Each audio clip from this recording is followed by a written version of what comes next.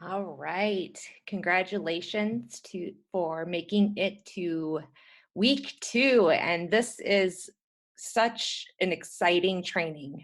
This When I did this exercise, I was guided by Ashley Gordon, and it truly simplified the entire process of connecting with my purpose. A lot of times we tend to overcomplicate things, and the simple formula and connection is so mind blowing. Um, but if you haven't already, make sure you do the grounding meditation that is also included in your portal. This is going to help you get into the right mindset so that it can come to you with ease, and it's not going to take a bunch of effort, and it just makes things so much easier. So, first, I'm going to go over what is the definition of purpose. It's the reason for which something is done or created or for which something exists. And the verb is have as one's intention or an objective. So if you think about the last training, when I talked about being in alignment and having your purpose and your calling, that is what your purpose is. And a lot of times it seems so simple to us because it's our reality and it's what feels right. And for some reason, we tend to overcomplicate things, like I said before, and we think, it shouldn't be that easy. But when you are in alignment with your purpose and your calling, it is effortless. So, what does life purpose mean? We all have our own made up versions of what we think our purpose is or is not. And our belief systems are formed as we grow up, and honestly, they can become easily swayed, whether it's our grandparents' beliefs, our parents' beliefs, our teachers' beliefs. We're told things, and when we're kids, we think, that has to be ultimate truth when it's coming from those who we trust or who we are most influenced by. But it doesn't always mean it's our true purpose. So this is really going to open your eyes to realize, wow, this is what I was put on this planet to do. So I want you to take out a notebook and we're going to set some intentions to start this process. So I want you to ask yourself, why are you here? And what inspired you to take the leap into connecting with your purpose? I also want you to write down, why is it important for you to connect with your purpose? What are the benefits of making this connection? And then lastly, how open are you to receive this information and step into your purpose? It's really important to set intentions when you're doing this because it tells your subconscious, no, this is what's going to happen. This is what's coming. Be prepared. And it just gives you more clarity and connection within and to yourself. So these are very, very important. This slide probably looks familiar. It's our little graphic of our little person, and we are connected with our original intention and purpose, which is connected to source. And when your soul is connected to your intended purpose, you are in the most aligned state. So once you find this purpose, it's going to be your why. When you're feeling off, when you're feeling unaligned, you can come back to, no, this is my purpose. This is why I'm doing this. It's not for money. It's not for attention. It's not for whatever it may be, because we make stories up in our heads. This is what my connection is supposed to be in this universe, and it just helps you get back on track. So I wanted to bring this graphic back into your memory so that you can, when you're thinking I'm out of alignment, just think of this graphic. What does it look like to be in alignment? And hopefully that'll make things a little easier. So we are all here to serve. It's not about the I or the me.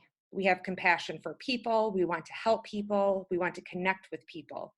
People are always going to be a part of your calling and purpose. It's not about you, it is about them. What are you doing to serve your people? What is your purpose to help people reach their next level of success, of confidence, of inner wholeness. What is that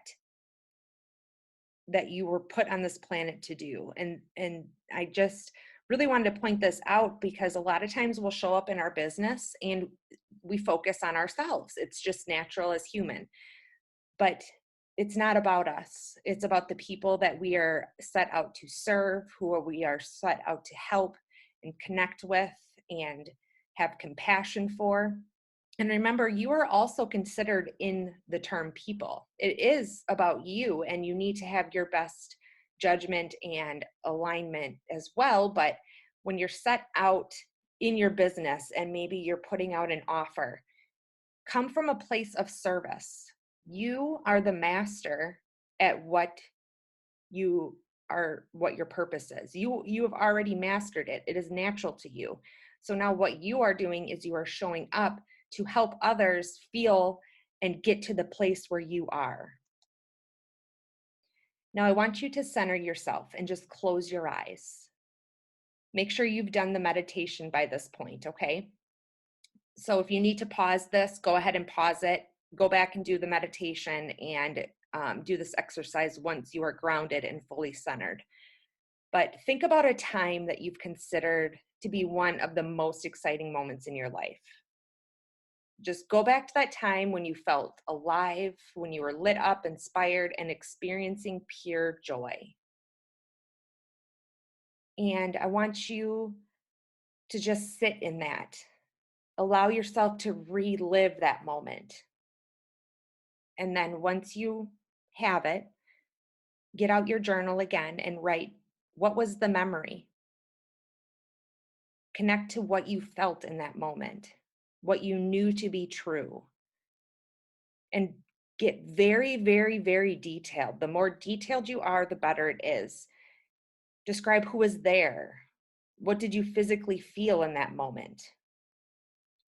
Then write down, what does this memory represent for you?